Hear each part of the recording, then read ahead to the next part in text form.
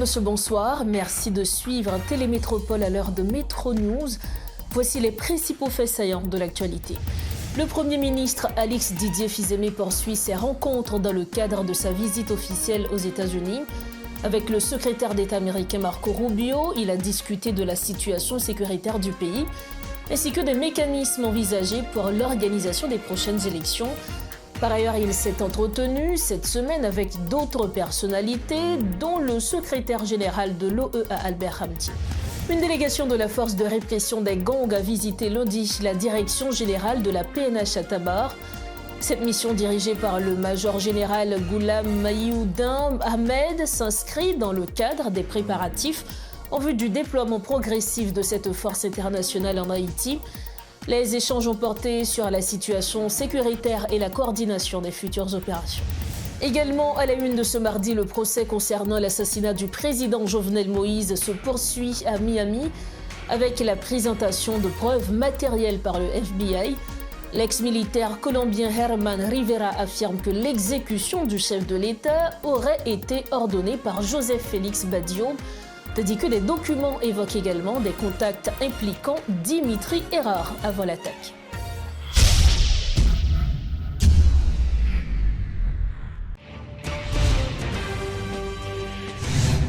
Madame, Monsieur, bienvenue au développement des titres de l'actualité. La nécessité du déploiement rapide de la force de répression des gangs afin d'améliorer la sûreté et la sécurité en Haïti et de faciliter la tenue d'élections générales dans les délais a été évoqué par le secrétaire général de l'Organisation des États américains, Albert Hamdi.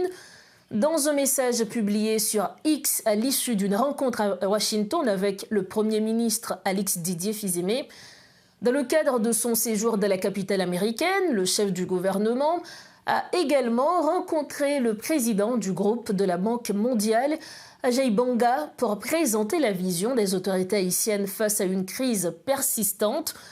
Par ailleurs, le secrétaire d'État américain, Marco Rubio, a rencontré le Premier ministre Fils-Aimé ce mardi afin de réaffirmer le soutien des États-Unis à la stabilité et à la sécurité d'Haïti. Plus de détails dans ce reportage de Rodolphe Pierre-Louis. Accompagné de la ministre des Affaires étrangères, Raina Forbin, de son conseiller spécial, Guerli Le Riche, de l'ambassadeur d'Haïti aux États-Unis, Lionel Delatour, et de Ludmilla Butoalien, le chef du gouvernement a rencontré ce lundi 20 avril, à Washington, le président du groupe de la Banque mondiale, Ajay Banga, afin de présenter la vision du gouvernement haïtien face à une crise qui continue de peser lourdement sur le pays. Les échanges ont porté sur une situation nationale toujours préoccupante, marquée par la violence persistante des groupes armés, malgré des avancées sécuritaires, notamment la reprise de certaines zones stratégiques par la PNH, a indiqué la primature dans un communiqué après la rencontre. Toujours ce 20 avril, le secrétaire général de l'OEA, Albert Hamdi, a discuté du déploiement de la force de répression des gangs, des élections et de l'accompagnement de l'organisation lors d'une conversation intéressante avec le Premier ministre Alix Didier Fils-Aimé à Washington, peut-on lire dans un X. Ce mardi 21 avril, le chef du gouvernement a eu une autre rencontre avec les responsables du Fonds monétaire international pour discuter du programme économique et des priorités de réforme en Haïti, le rétablissement de la sécurité du pays, la préparation des élections et le renforcement de l'État. Dans la même veine, le secrétaire d'État américain Marco Rubio a rencontré le Premier ministre Alix Didier Fils-Aimé afin de réaffirmer le soutien des États-Unis à la stabilité et à la sécurité d'Haïti. Le secrétaire s'est félicité des progrès réalisés dans le déploiement de la force de répression des gangs et a réaffirmé la nécessité d'une exécution rapide de son mandat. Il a souligné l'importance des améliorations en matière de sécurité pour permettre la tenue des élections dans le pays. M. Rubio a réaffirmé le soutien de l'administration américaine à une reconduction pluriannuelle du programme Hope-Help afin de soutenir les efforts de stabilisation. Notons que l'appel du secrétaire général de l'OEA, Albert Hamdi, intervient dans un contexte d'attaque à ce gain et de violents affrontements entre des gangs membres de la coalition Vivre Ensemble et aussi de plusieurs cas d'enlèvement recensés ces derniers jours. Comme on le disait en titre, une délégation de la force de répression des gangs a effectué lundi une visite de reconnaissance à la direction générale de la PNH.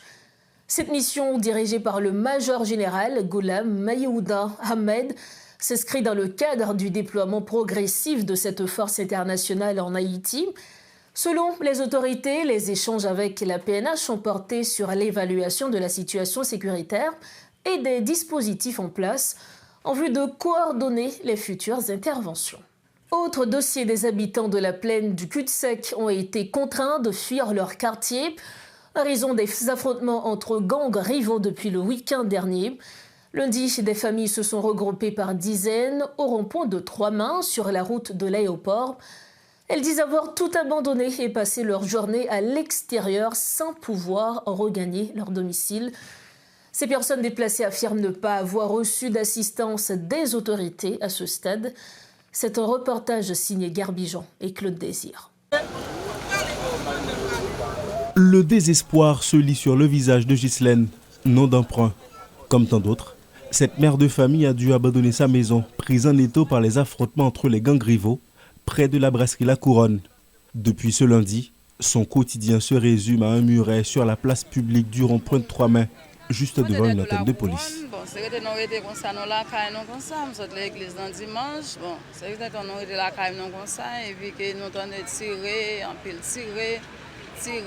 Malgré ça, nous avons fait résistance, nous avons été toujours.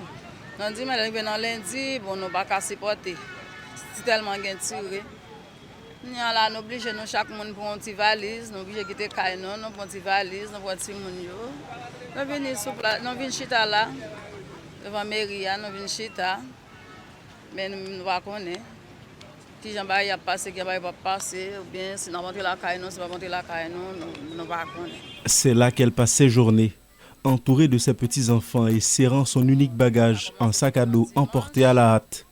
Si elle parvient à dormir chez une amie à la nuit tombée, elle revient chaque matin s'installer près de la Sonapi, dans l'attente d'une issue qui ne vient pas. Le soir, nous avons nos amis qui fait notre côté, nous avons longé pour le jour matin. Nous sommes obligés de tourner là encore. À ses côtés, d'autres familles vivent le même enfer, mais le silence règne.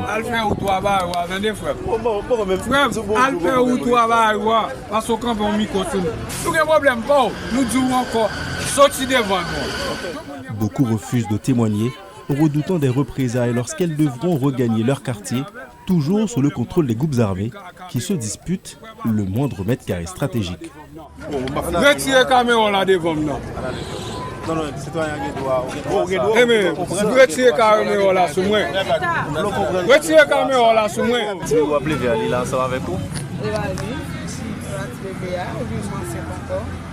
Parmi ces déplacés, il y a Rosna. Enceinte de plusieurs mois, elle a trouvé refuge dans la cour du poste de police après une fuite désespérée. Pour elle, le calcul est amer mais nécessaire. Supporter cette précarité vaut mieux que de mourir sous le feu des gangs. Comment on fait par rapport avec la situation déjà, son monde qui est plus ou moins fragile, donc comment on fait?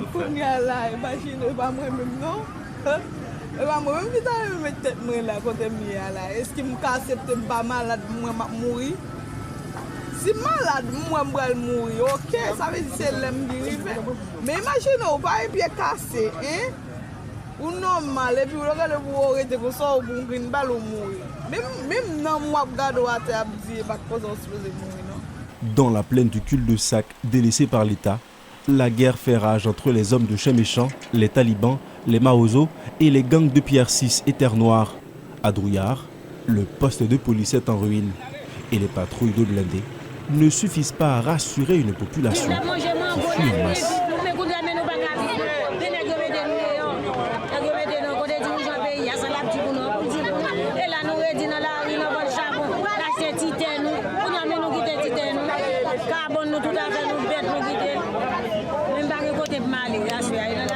Malgré les opérations policières, les chefs de gang conservent leur emprise et s'affrontent désormais au grand jour au mépris des autorités.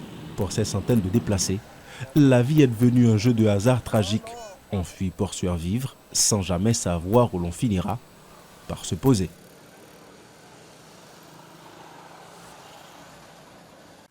lendemain des affrontements à Seguin, le maire de Marigot, René Dano, a salué l'intervention de la police nationale, affirmant que les assaillants ont été mis en déroute. S'il se félicite de cette opération, l'agent exécutif intérimaire souligne la nécessité de sécuriser durablement la zone. Il rappelle que Marigot constitue un point stratégique pour le commerce dans le sud-est, insiste sur l'importance de protéger les axes routiers afin d'éviter des perturbations économiques dans la région.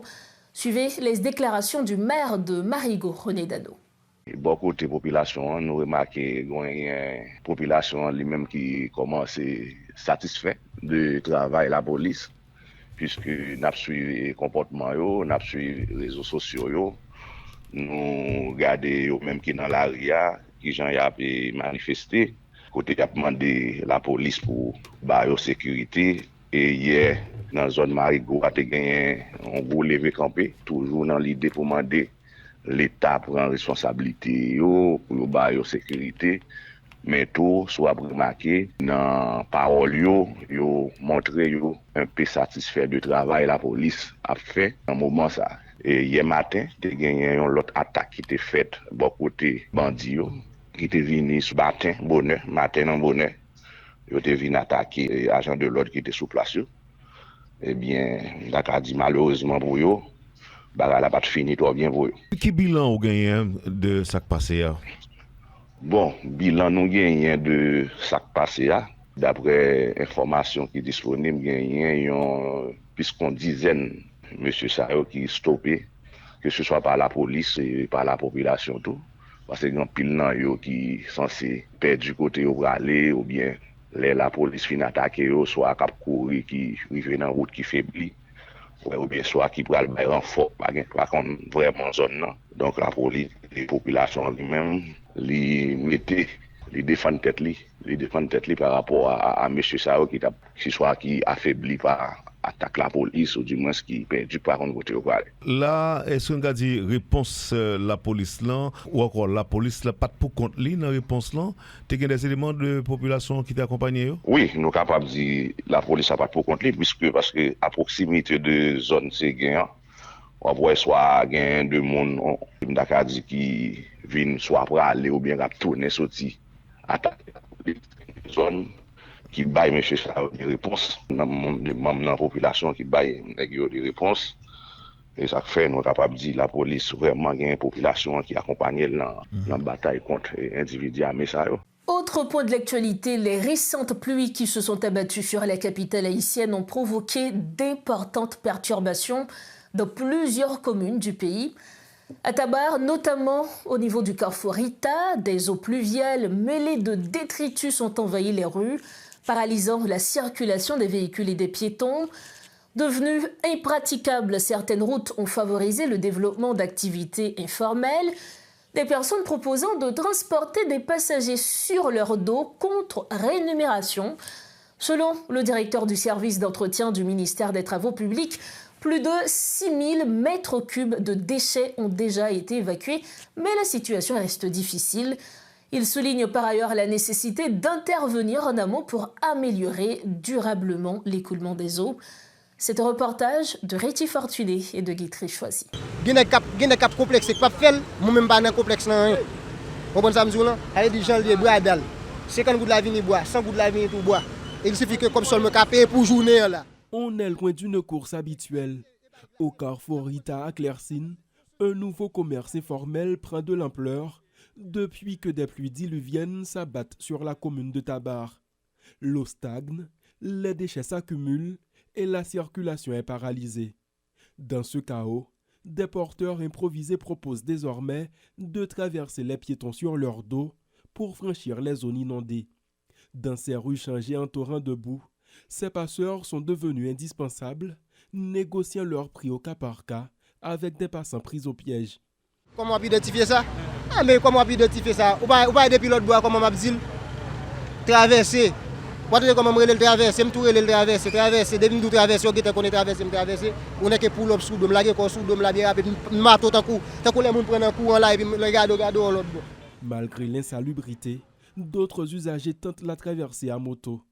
Une option tout aussi risquée, Les moteurs calent fréquemment sous la pression d'une eau qui ne cesse de monter. Si l'opportunité semble lucrative pour certains, elle est désastreuse pour la mécanique. Sur place, des motards à bout de force ne cachent pas leur frustration après une journée à lutter contre les éléments. On a tombé, machine en panne, camion a chaviré, on va comme ça. Pas en plus même. Pas en plus. Et moto cap crasé. Pièces sont montées et puis pièces sont vendues cher et puis tout. L'eau a crasé, pièces dans moto a crasé, puis dans moto a plus rapide, tout qui est temps de supposé faire. Face à cette situation critique et à une météo qui reste menaçante, ceux qui se résignent à marcher dans la boue s'inquiètent désormais des risques sanitaires. La prolifération de maladies liées à la qualité de l'eau est dans toutes les têtes. C'est le quotidien amer de nombreux riverains, forcés de braver ces conditions pour poursuivre leurs activités. Il n'y a pas l'autre moyen, nous ne pouvons pas payer $5, soit $10 pour les gens pour fouiller puis on la donne. Et ça, il n'y a pas l'autre moyen encore, il fouiller puis on la donne. Et l'eau regarde l'eau vraiment, et pas de l'eau pour nous mettre puis on la donne, l'eau vraiment terrible. Ouais, ça me dit là, c'est que et pour l'État pour responsabilité pour dire un mot pour le peuple là, faire route, fouiller canal et puis pour l'aide l'eau à venir pour le jeune côté pour le jeune un espace pour le baser puis pour le prendre route là. On l'a pris à tomber gain la boue dans la rue. Pour nous a choisi mettre un bucket de l'eau. Voilà pour nous 25 gouttes pour laver pied. Va faire ça. Il pas bon. Au moins peut-être en forme de sagesse nga comporter au moins prendre 10 gouttes, même 25 gouttes par tête pour nous laver pied. Il pas bon, moi me pas choisi faire. Parfois marcher à titoile moi me sécher pied et puis la fini me fou bah moi dans pied. Allez. Sur le terrain, les efforts du service d'entretien du ministère des Travaux publics semblent dérisoires face à l'ampleur des dégâts. Malgré le déploiement de pompes et d'engins de déblaiement, les canaux d'évacuation sont totalement saturés. Andy Jean-Louis, directeur du service d'entretien au MTPTC, évoque les causes techniques de ce blocage. À titre d'exemple, là, chaque jour, nous mettons 8 camions là, depuis mercredi. Nous ramassons près de 512 mètres cubes parce que nous faisons. Camion fait 4 voyages, camion capacité c'est 16 mètres cubes. Donc si nous prenons 8 camions, ça fait 512 mètres cubes. Dimanche, nous avons 14 camions, nous avons fait 1120 mètres cubes. Actuellement là, nous avons 6640 mètres cubes de déchets que nous levons. Et vous regardez là comme si on ne peut pas faire du tout parce que chaque année nous fait la pluie à retourner, c'est recommencer à zéro. Chaque année nous fait la pluie à retourner, c'est recommencer à zéro. Donc son casquette, mais nous là, nous avons gourmé. Le bilan de ces dernières averses sur la capitale est lourd. Entre les effondrements de bâtiments ayant causé des pertes en vie humaine et la paralysie totale des axes routiers, l'urgence est là. Les autorités sont désormais contraintes d'agir avec des solutions durables pour le drainage et la gestion des déchets.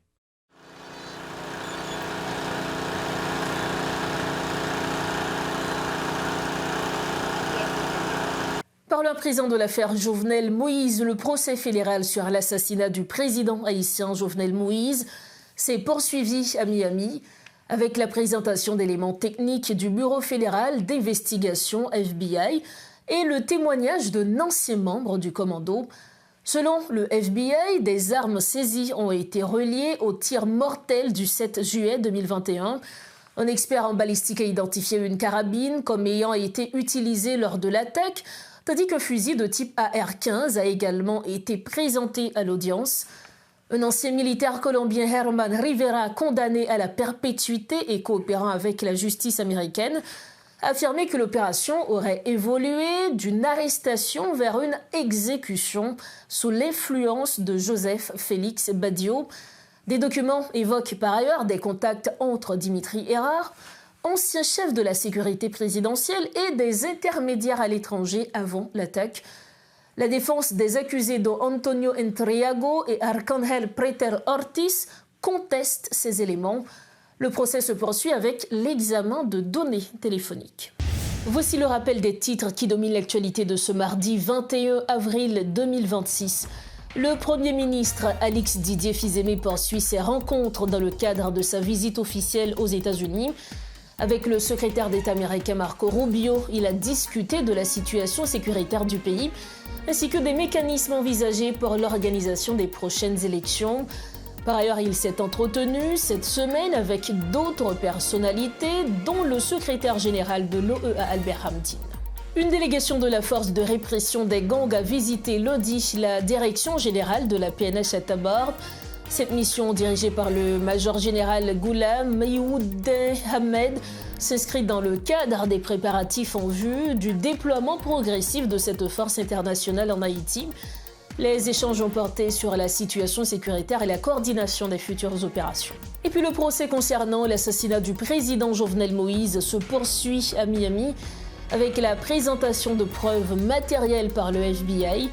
L'ex-militaire colombien Herman Rivera affirme que l'exécution du chef de l'État aurait été ordonnée par Joseph Félix Badio, tandis que les documents évoquent également des contacts impliquant Dimitri Hérard avant l'attaque. Voilà ce qui referme cette édition de Métro News. Merci de votre fidélité. On se retrouve demain soir, toujours sur Télémétropole. Prenez soin de vous. Bonsoir.